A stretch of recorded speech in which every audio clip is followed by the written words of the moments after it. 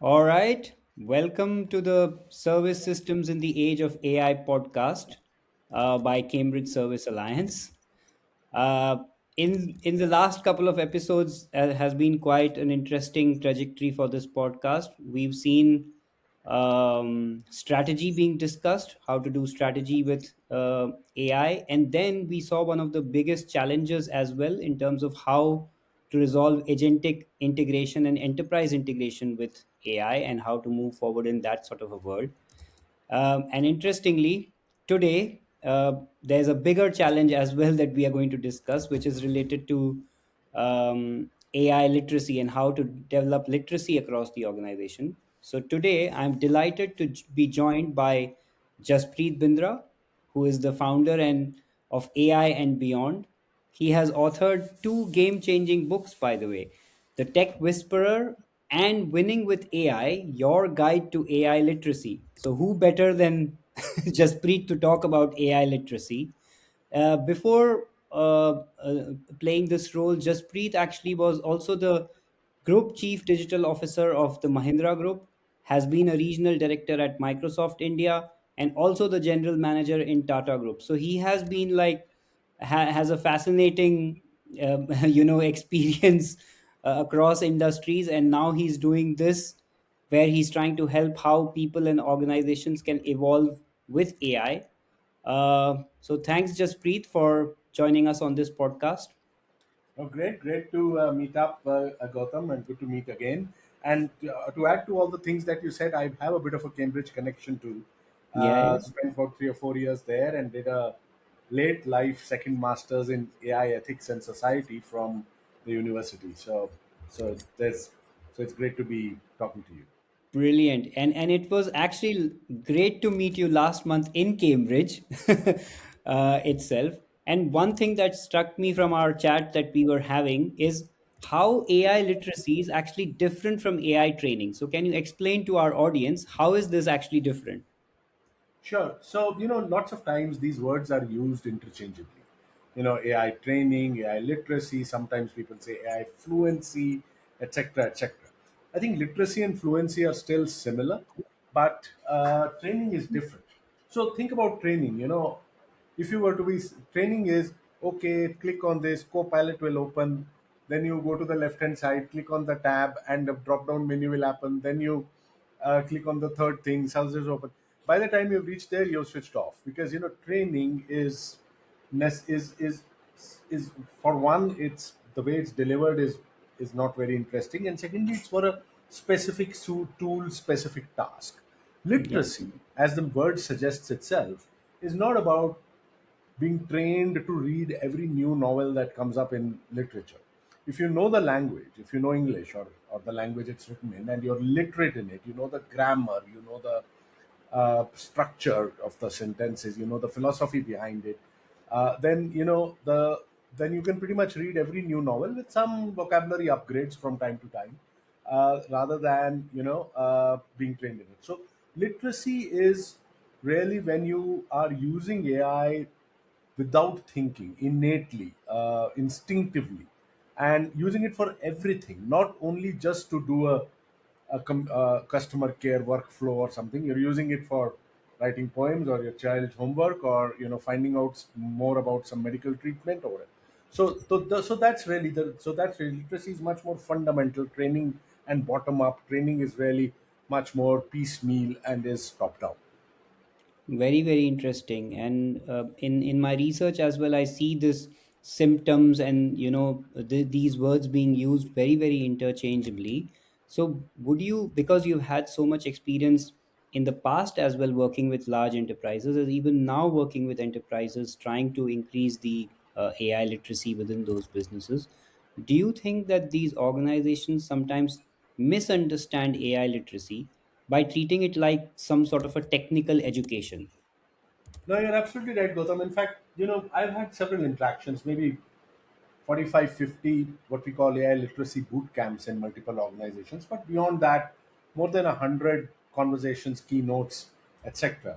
And pretty much in almost every one of those cases, organizations have an aha moment when they come to know that what they've been doing is training, and what is probably needed is literacy. And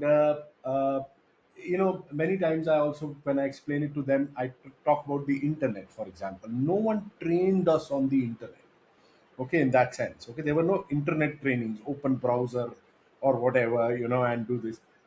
We became literate in the internet. We use the internet without thinking, without, and because, and we use it in everything that we do. It's kind of it's, we're joined at the hip.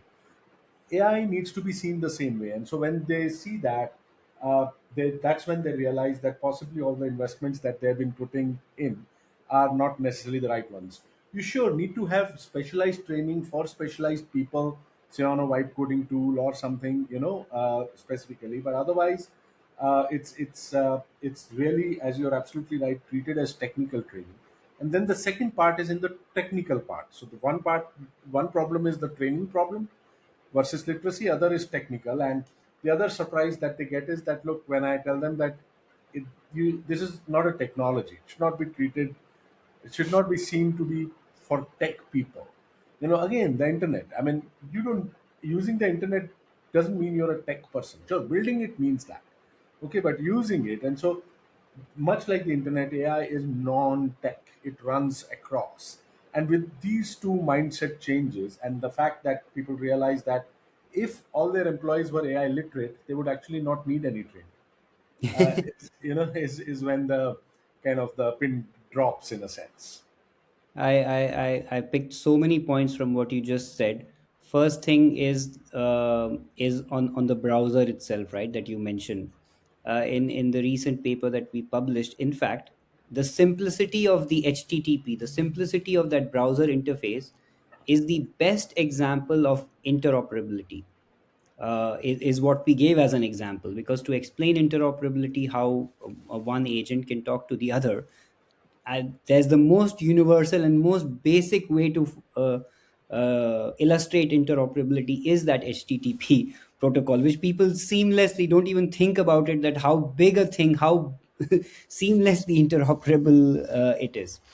Apart from that, you also mentioned how AI adoption is not the same as the typical standard IT adoption, and this is one of the big questions that we every day in our research we are challenging ourselves, that whenever we see a finding which is actually just saying mimicking IT adoption to AI adoption, that's where we have that red flag in our head, that here is where something is actually going wrong. Only today I was seeing that Stanford published some AI indexes. Yeah, the With, HSI 26 report, which has just come out. yeah, a report, and you would have seen that, oh, 83% adoption. Yeah, basically what's happening is that there's a lot of that, people are getting literate basically in trying to use AI itself. But still organizations, because of that sort of excitement, and even sometimes anxiety with AI, have started getting to that 83% level, that everybody in the enterprise is using AI. Do you think that this sort of literacy, AI literacy, also has an emotional or cultural dimension that organizations underestimate, rather than, you just talked about the technical capability or, fluency, but is there something innate, like, because this is something which is challenging us as humans? Sure. Now, before I come to the emotional cultural part, something that you said, Gautam, look, adoption in Hmm. our mind, while is a part of literacy, is kind of one step further. So literacy is knowing how to use stuff and using it in multiple ways. Adoption is, from an organization standpoint, adoption is when you actually are using AI for the right things for the organization. Okay, and so Yeah. what has happened is that, I mean, one of the analogies I use is that organizations, as you rightly said, have, because of anxiety, because of excitement, have invested a huge amounts of money, resources, time in bringing AI tools, agents, models, etc. And so they have invested a lot of time to bring the horse to the water. The problem they are finding is that the horse does not drink. Okay, and so making the horse drink which frankly is a kind of a subtitle for the next book that we are thinking of. Okay, is actually, I mean, literally that. I own the domain, by the way, makingthehorsedrink.com, because of that. Okay, and so making the horse drink is the next bigger challenge, and making the horse drink is not purely a knowledge challenge. Okay, as you kind of were alluding to. Okay? Yeah. Because sure, you need that knowledge, and that's the literacy part. That's hygiene. That's table stakes. You need that. Okay. But on top of that is then the emotional slash cultural part, and I'll just pick up one emotional and one cultural thing, rather than going through a full list, which you would know, you're doing much more deeper research into that. But the emotional thing, which we have seen many places, is fear of that I will destroy my own job, and therefore will lose my own livelihood. That I am using AI to do my work, and therefore training it for it. Okay, and therefore going forward, this is going to do my job. And so why should I kind of do that without realizing that, look, always it will be human plus AI. It will not be only AI, but it will not be only human also. Okay, and so therefore, how you kind of work towards a human plus AI thing. So what that is, the job loss is the big emotional reason, and many organizations need to deal with that. Okay, the second cultural reason is actually cultural. Sure, is organization culture, but is also the culture of the geography that you're in. Okay, and so if you kind of, the same phenomenon is seen, the hesitation, the lack of adoption is seen to be much higher in the West, funnily including the US. In fact, US, probably the resistance to AI is greater than UK and Europe. Okay, at this point of time, through many measures, and the only thing in the US, in the polarized world there, which has bipartisan support. Okay, is this fact that AI is not good, and in fact, there are many reasons which contribute to it, which we won't go into. But the moment you kind of start traveling towards the east, okay, whether it's to India, whether it's to China, and indexes after indexes, you mentioned the HSI doesn't carry that, but multiple indexes, and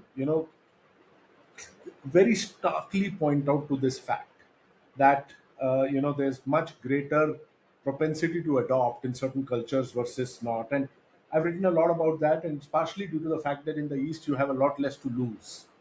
In the west you have a lot to lose, because your life is done, built, everything is working. Okay, and so you have a lot less to, and there are other reasons. But so there is therefore this, so thus literacy itself is not enough for adoption. It's the first necessary step, but there are these barriers, of which there are some of these emotional barriers and some of these cultural barriers. You're muted, Gautam. Sorry. So in with that backdrop, basically, what becomes very very important in an organization basically is leadership, and how leadership behavior itself shapes AI literacy, which I know is not sufficient as a condition to achieve adoption, but it is sort of necessary still to achieve adoption. If I'm getting my maths logic right over here. So, what do you see is the role of leadership, and how leadership actually frames AI? If leadership starts framing AI as a threat, for example, right at the top, or if it starts framing and becoming a bit more bombastic as well. So I am also observing another style of leadership where everybody thinks, oh, everything will be done by AI, for example. That why Yes. should we even, everything should be done within the next 10 minutes, and that side of expectations are also there. So how do you see that actually shaping Sure. behavior in literacy? No, Gautam, that's a good point. I'll be honest, I haven't done a lot of work on Hmm. how leaders should, be the right behavior, the right way, AI and leadership, etc. So I only have some two or three more experiential, in terms of, because of just interacting with so many of them. So a couple of things. So one is that AI adoption, literacy, moving the needle, using AI well, ROI, all of that, frankly, will only happen in an organization if there's a cultural shift. much like there was a cultural shift from the industrial kind of culture to a digital culture. There was a massive shift in every possible way. The digital culture alone is not sufficient for an AI culture. Okay, and there are multiple layers on top of the digital culture, and so it's as big a disruption as it was from the industrial to the digital. And culture, as we all know, follows the laws of gravity. It flows top down. Okay, and so many times in organizations, the CEOs, the CXOs, the leadership, which is in a huge amount of pressure today, from analysts, from boards, from the market to adopt AI, does a few things. It goes and signs up few hundred, few thousand Copilot licenses and tick mark has happened. Okay, or it sheds a few people and says that we did it because of AI. One more tick mark has happened, and then organizationally they'll take a chief AI officer, for example. Okay, or more they'll say, you know what, the young people understand AI more, and so we are going to do one center of excellence or whatever, and we'll have some young people mixed with some older people there, and they will figure out. No, by s- by putting it in one silo, much like the internet, much like electricity, much like digital, it's not going to happen. So that's one big thing.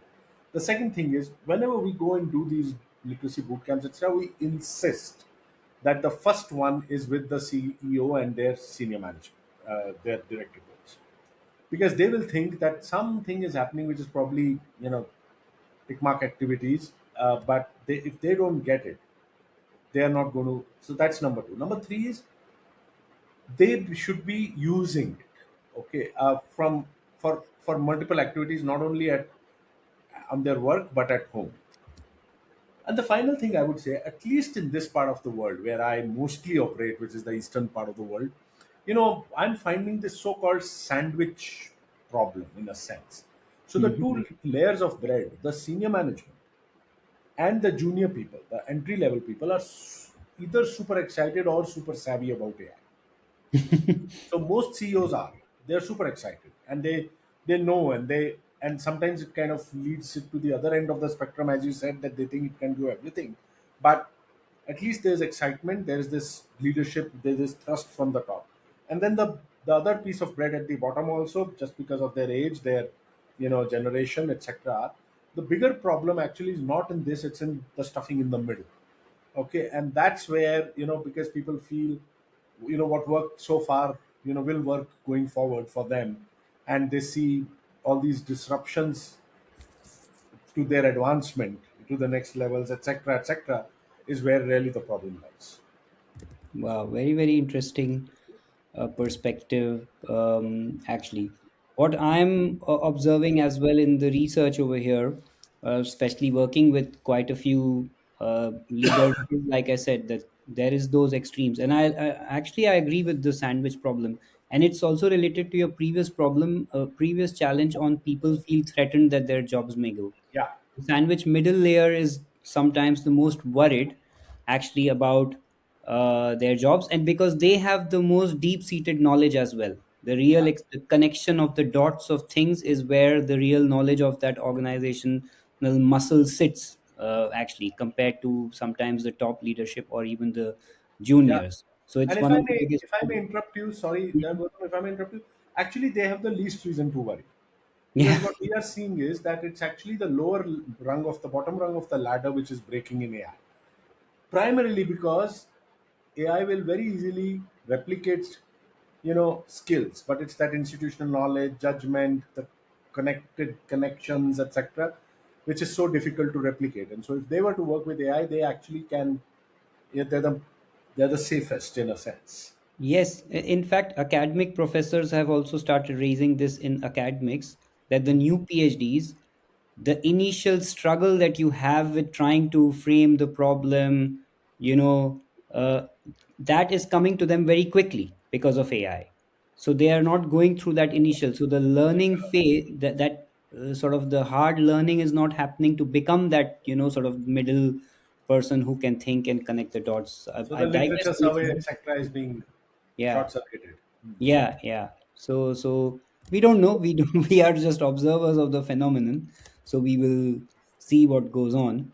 And in fact, one of the things that we've been reflecting is as well that sometimes organizations may be actually even adopting some of these AI based tools much faster than actually they are learning it. The literacy is not happening as fast as maybe the adoption. And in fact, we have a paper right now which is in its review, which is called Accelerated Work and Limited Organizational Learning. Yeah, that's the title of the paper itself. So do you think there's a gap actually in between the actual deployment of AI and the actual learning, Yeah, yeah, which is yeah. weird, right, compared to some other? No, it's not very weird, honestly. Mhm. I mean, I don't know what your research shows, but from my experience, see, people, I mean, if I may use a phrase which someone else used, in technology investments, people tend to over index on investing in the silicon and Mhm. under index in investing on the carbon. Okay, so what I'm trying to say is that Yeah. look, so people will go and buy massive CRM systems, massive ERP systems, etc., and 90, sometimes even 100% of the investments will be actually in the technology, and the investments to in the people to accept that technology, use that technology, where it is going to land is usually not there. Uh, you know, uh, when I used to be working in organizations many years back, some of those whom you mentioned, Salesforce's CRM systems had just come into Oracle, and Salesforce's CRM systems had just come into the organization. And in India context, you know, after a few months, years of using them, we found organization. In fact, I believe even the OEMs found that in India, most customers addresses seem to live in what a small little island in India, which you would know, called Andaman and Nicobar. So, and people were flummoxed as to why this is so until someone figured out that because Andaman started with A, the first state in the drop down was Andaman and Nicobar. And so that the last mile, whoever was taking people's addresses was just filling it up for the sake of filling it up. Okay, to make that tick mark happen. And so frankly, that now if I fast forward to the present, there was a report last year which became quite famous slash notorious. It was by MIT Media Labs. It was called the Yeah. MIT Nanda report, right? It created a lot of flutter even in the markets. Was that 95% of generative AI initiatives do not scale? And actually, if you looked at the reasons, one of the biggest reasons was exactly to the point that what you said. Okay, Yeah. that people were not so. So therefore, to come back, therefore, what's happening is that there is, as we were speaking first, it's easier to go, sometimes it's just easier to go spend a lot of money on buying X licenses, and usually in the enterprise scenario they tend to be copilot licenses, okay, without actually first preparing the people to use them or to even understand them and to accept them. And so I'm actually not surprised by these this particular phenomenon. It's been happening, technology after technology. Interesting. So maybe in the concluding part, if you were advising, leadership teams beginning on this journey, and believe me or not, there are many still beginning on this journey, Absolutely. uh, right? Where should they focus first? What are the foundational elements to build AI literacy at that organization scale? How Yeah. would you advise them? Look, I mean, frankly, the advice is very bespoke to the organization. Every organization is different, their businesses are different, okay, and they're at different stages of organizational technology, data, AI maturity. And so there's no like one thing which, whatever. But if I was to kind of generalize amongst all of them, there are two things that I say, and I say this, so that's not just for today's conversation, but this is something which I quote unquote advise multiple organizations across sectors. So first is predictable that the basis, the there is something in health called the something called the health pyramid, and it has five layers, and the layers on the top are, everyone knows, it's exercise, it's sleep, it's mental well-being, etc. But the bottom layer on which the pyramid rests, and without the bottom layer the rest of it is useless, is actually sleep. It's something which none of the trainers, etc., used to focus on. Everyone used to focus on just the eating and the diet and the exercise, etc. Similarly, if you have to kind of think of the AI pyramid in a company, okay, the top layer is what everyone tends to focus on as to how do I get ROI from my from the investment that I put in and create a new business or a new product or a new revenue model, which is what people tend to go. But the bottom, that thing, the sleep part of that pyramid is actually literacy. And so first build that. And frankly, that's also in your control. Okay, because while tomorrow the tools might change, you don't know whether to get into the OpenAI umbrella or the Anthropic umbrella, and you're kind of hedging, or you're unsure about data leaks and privacy and all of that stuff. Okay, and regulation, etc. But literacy is in your control. Do it. Okay, that's part one. The second thing is that is more difficult, or well, as difficult for people to understand, and it comes not comes but was also reflected in the Nanda report. See, when the internet came, we didn't automate workflows with the internet. We changed them to reflect the internet. Okay, to keep the internet or digital at the core, workflows changed. You had to have new ways to work. Yeah. Same thing here. What we are trying to do is we are trying to keep the same workflows, and we are sprinkling the magic pixie dust of AI on top, and thinking that now miracles, let there be miracles. Okay, but that doesn't happen, because actually you have to keep AI at the center and relook at your entire workflow, sometimes even the business model, etc., etc. And that is what creates and so the first one is for the teams and people and individuals, and the second is for the enterprise or for the company and for the business. So those are like the two big ones which are common across everything. The rest, as I told you, is really dependent on, is really bespoke to each one of them.